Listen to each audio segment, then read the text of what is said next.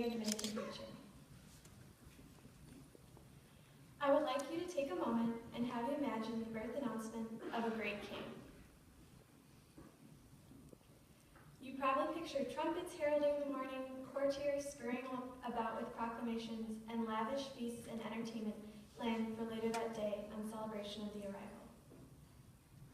However, when we take a moment to reflect upon our Christ, our King's announcement of his birth into the world, there was no extra fuss or nationwide acknowledgement of the event.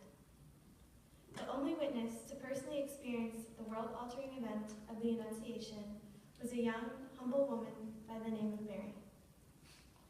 She received an announcement that would reverberate throughout history, proving that meager beginnings do not necessarily reflect the power and influence an individual may have during his lifetime.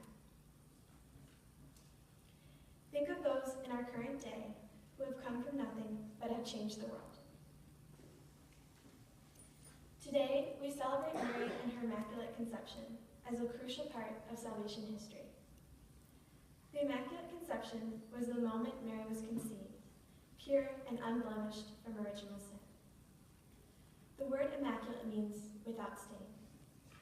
Christ was sent to wash away original sin and provide a path to redemption.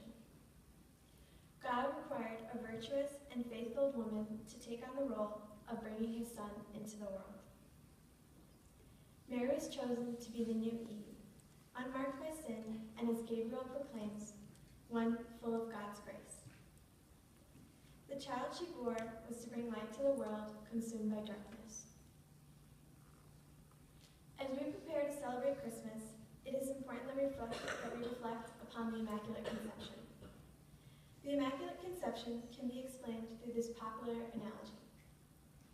Ordinary individuals are represented by a man who is walking and falls into a hole of dirt, thus being conceived and born with the stain of original sin. This man is then rescued and cleaned up through the sacrament of baptism. Mary, however, is no ordinary individual. She would be the woman teetering on the edge of the hole, but before she can fall in, God's grace pulls her back from the edge and saves her from the stain of sin. This gesture of grace occurred at Mary's conception. In essence, Mary was redeemed by God's love even before Christ was born on earth. The celebration of the Immaculate Conception is a reminder that God is in control, and he set events in motion that would allow his son to redeem humanity. We can put our trust in the Lord and know that he always knows what he is doing. Mary was born spotless and free of sin, but she also had the gift of free will.